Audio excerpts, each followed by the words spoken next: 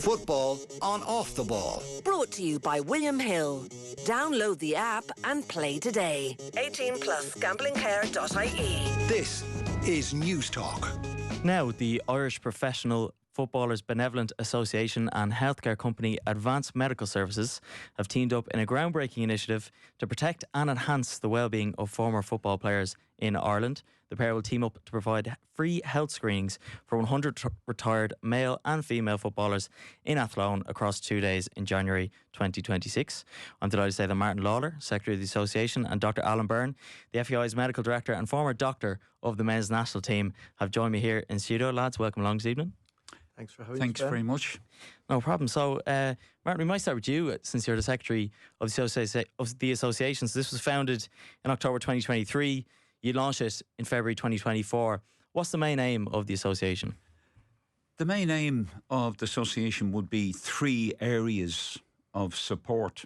The first area of support being looking after people with medical-related hardship cases, and we're supporting a number of people at the moment. A secondary area, but no less important, would be the psychosocial mental health side of well-being for our members. And the third, which is a longer-term ambition of the association, would be back to education for ex-players who have finished their careers and maybe are looking to just change direction in their lives. So they're the 3 key areas of support while we're supporting people kind of in the health-related area at the moment. So people, maybe fans of other sports, would know the likes of the GPA, for Gaelic Games players, but there was nothing for footballers in Ireland before you had set up just 2 years ago? No, there was nothing for ex-footballers, ex-professionals. And many, many years ago, there was a fund run by the FAI, and that fund was for ex-international players. But there wasn't anything for League of Ireland ex-professional players, male and female. And this is the reason why we've brought this about. So with that fund that you say that was mentioned, it was done by the FAIs for ex-international players. I think I'm right in saying it was gate receipts and maybe TV money as well went towards the fund. How did you figure out that fund was no longer available to ex-players, and what made you set up this association? Well, I think we made some brief inquiries, but with our research, we knew that there was nothing in place at this point in time for ex-League of Ireland players. So we put the emphasis on the support of ex-League of Ireland players and the ladies who played international football for Ireland over many, many years as well. And then, Alan, you became involved in this. Obviously, you were the men's senior team doctor starting in 2003 under Brian Kerr. I mean, I'm looking at the list of the managers you worked under. Brian Kerr, Steve Staunton, Giovanni Trapattoni, Martin O'Neill, Mick McCarthy and Stephen Kenny. It's quite a list. Yeah, I was very privileged to work with some really top class managers and also players and great staff as well, great backroom team as well. So yeah, I feel very fortunate to have had that opportunity, Ben. And what then inspired you to get involved with the Benevolent Players Association? You know, football has been extraordinarily good to me. I never thought I was going to have a career in football medicine. I've been involved in football since my father brought me to games from 3 years of age, and was lucky to work in the League of Ireland with Shelbourne initially and with Shamrock Rovers. And I suppose, I think it was Mick Byrne, ex-Shamrock Rovers player, asked me would I get involved, and I was delighted. And of course I would have known Martin and Harry, not well, but I knew the philosophy behind what they were trying to achieve was very worthwhile. So it's just nice to be able to contribute something back to the game. That's really why I got involved. And then this screening now, it's going to take place, it's in Athlone across the 8th and 9th of January in 2026 for 100 ex-professional male and female footballers in Ireland. Does that encompass every ex-League of Ireland and women's player before the women's professional game came about here or national game came about here? It would include all of the women who were recognised when international football was introduced because there wasn't a formal League of Ireland league for the ladies, but there was a recognised international team. So we have taken that on board from the ladies' perspective to include them with all ex-League of Ireland players. Okay. Alan, you said the screening results will, I hope, encourage the members to engage with their GPs. The primary aim of this programme is prevention. Is there a worry when it comes to ex-players, and maybe when you play at the League of Ireland level, you're not exposed to, I suppose, the same kind of healthcare benefits when you're playing as you would if players who move across to England and elsewhere? Is there a worry that players, when they retire, that maybe they're not looking after the health as much as they should be? I think it's not just related to football, Ben. I think men are. I've been working as a GP for 35 years, and I've definitely seen a change in how men, middle-aged and older men, are approaching their health. Women have always traditionally been much better at engaging with their health services, their primary care, GP. So there's definitely, there's some medical care obviously around the players, and they're used to that. And when they leave football, they might not have that, they mightn't have a relationship with a GP. So part of this whole process was to try and create something where, if they're members of our association, that they can take advantage of this very valuable screening. We purposely picked particular items to target because there are big items in terms of prevention for men and women's health around particularly cardiovascular disease and stroke.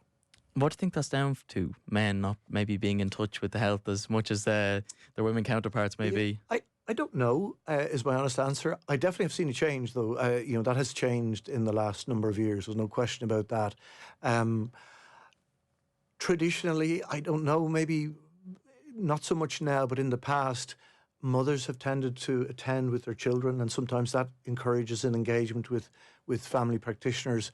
But as I said, the men are getting better at it, and I think we have a great opportunity with this screening to target particular areas of men's and women's health.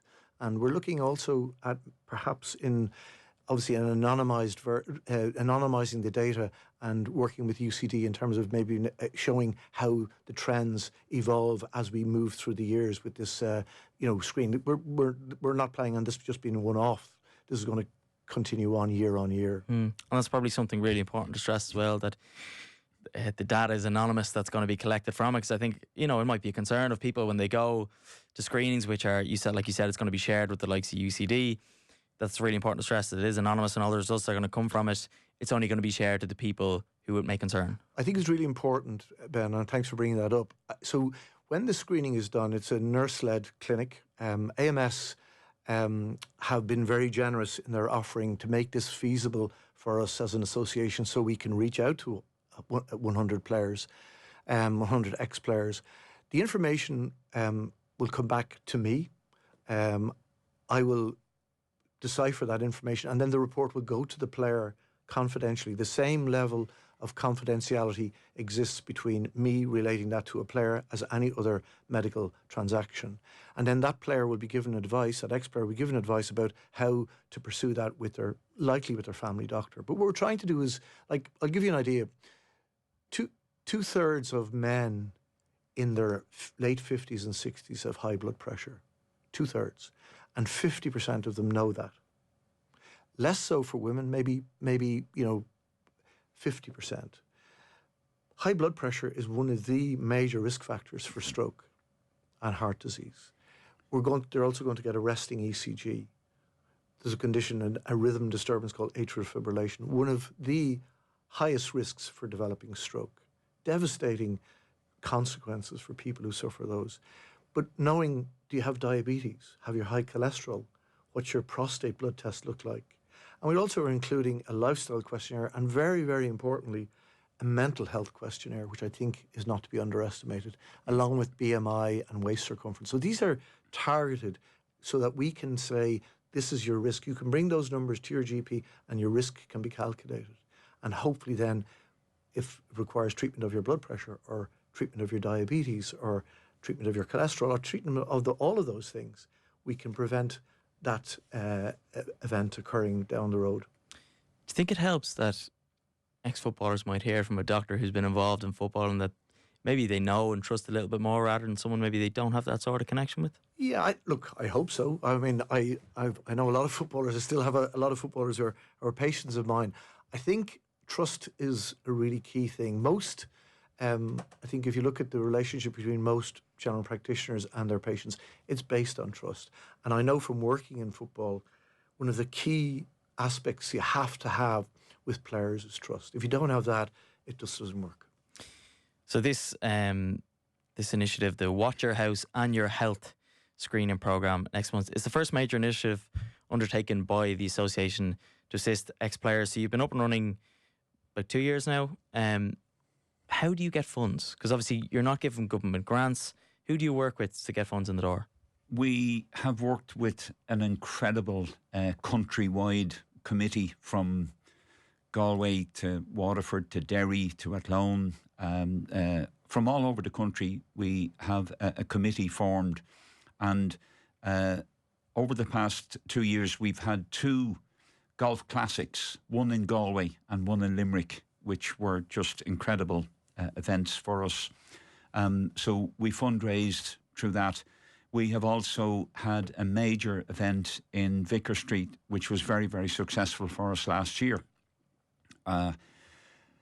which had John Giles, Liam Brady as patrons of the Benevolent Association, and Niall Quinn very, very politely came along and entered into the fray for us as well, and has become a patron of the association. So we have people like that coming on board. We have another major golf classic coming up on the 15th of May in the Castleknock Hotel, and that's going to be a fine day. 44 teams. I believe a term used as a shotgun start. So we have, that's nearly full up, but there are still a few team spaces available. We have another Vicar Street event coming up, and some other initiatives in the works at the moment, which we're hoping to extract funding from. And as we go along and we formalise ourselves into a more recognised status, we are in the final stages of our charity regulatory application as well. So when we formalise ourselves a little bit more, we hope to be able to go to a government department and talk about all the good work. The FAI themselves are very, very much behind the association as we've grown over the last 2 years, and they are now supporting us very, very strongly. So we have a number of good fundraising events under our belt, and we look forward to launching a couple of really, really exciting ones for 2026. As you mentioned there, the FAI involved, the PFAI as well. It's important to stress have been involved. I saw a video of yourself, Martin, speaking at the Soccer Writers Award. Speaking of your fundraisers there, the Vicar Street gig obviously include our old friend John Jaws, also our own friend Nathan Murphy. Indeed. Was involved in that as well, formerly of These Shores. I'm looking at some of the fundraisers and see a collection at the great Charlie O'Leary's 100th birthday party. Yes. How did that one come about? Yeah, well, Charlie, being a good East Wall man,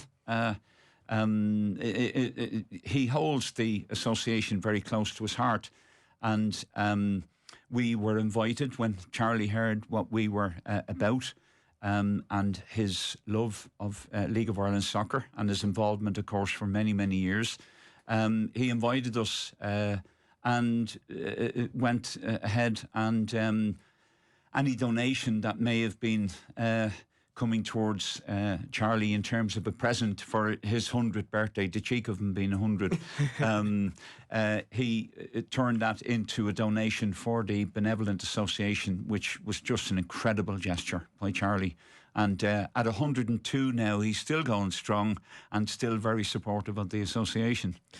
It's wonderful. I mean, 102 is some testament to looking after your health anyways, which is what this is all about.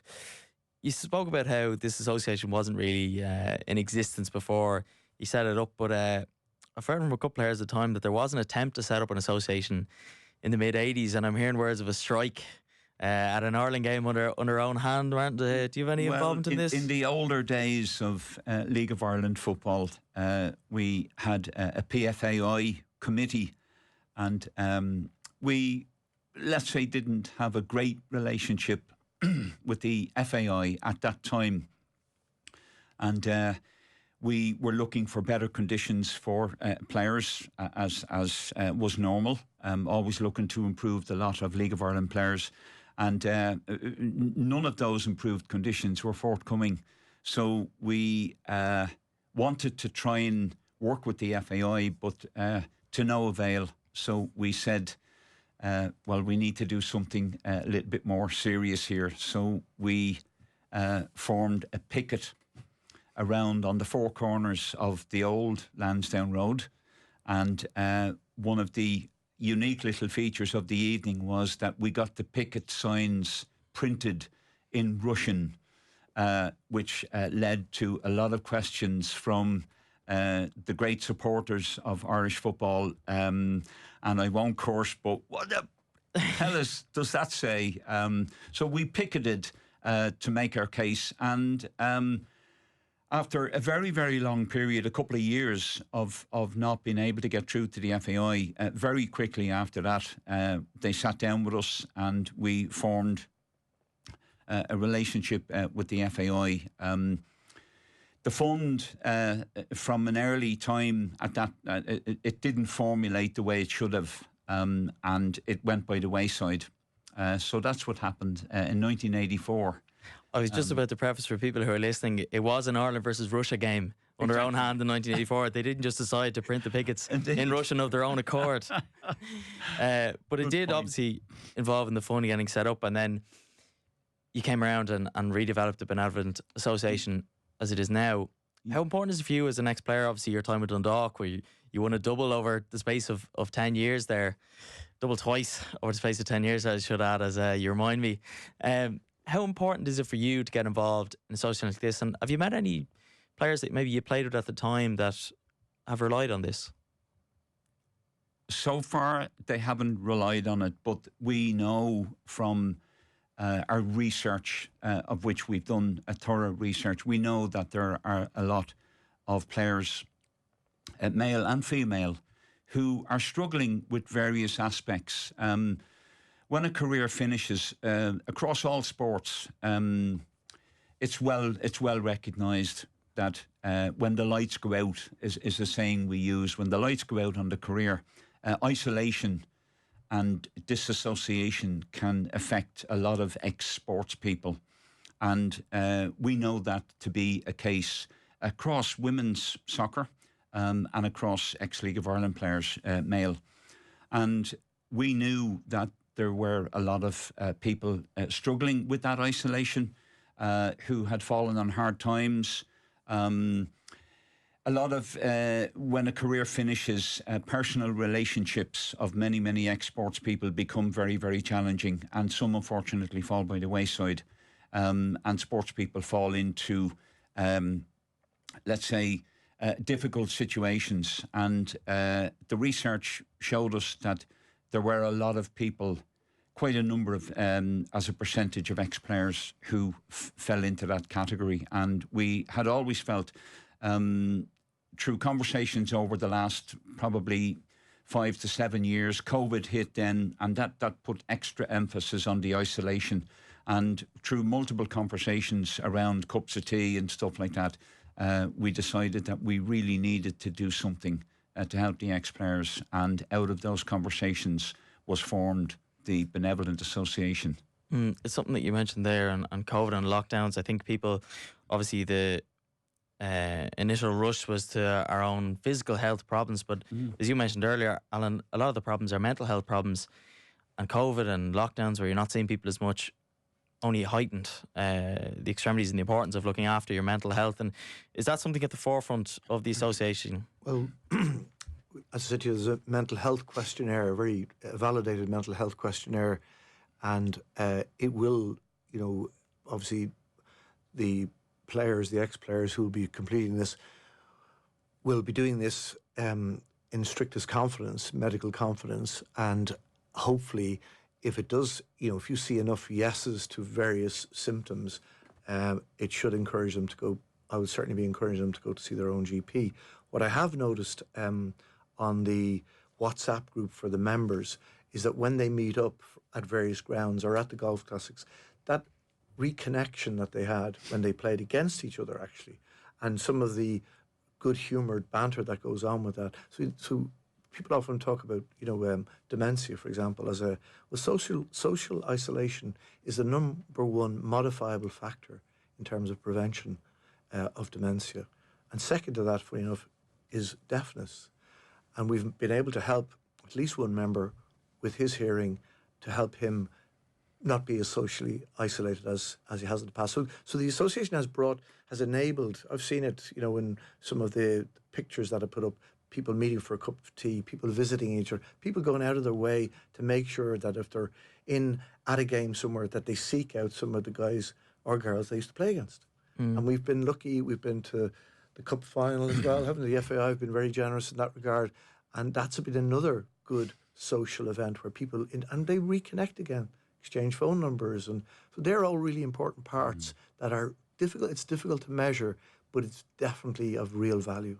And the importance of events, like you say, going to a cup final, you can always meet up with someone and go for a cup of tea, but maybe the likes of being out on the golf course or going to games or, reminiscing on old times is something that if you meet up and maybe you haven't seen a player since you played against him in the 80s or the 90s, but as soon as you make that reconnection in a familiar field, it's so easy to settle back into society. It's just, and I wouldn't know all of the players, but I can see it in front of me. You know by the connection in the group. There's a great bond there from being ex-League of Ireland players or ex-international players. There's a great bond there that is being reignited by this association.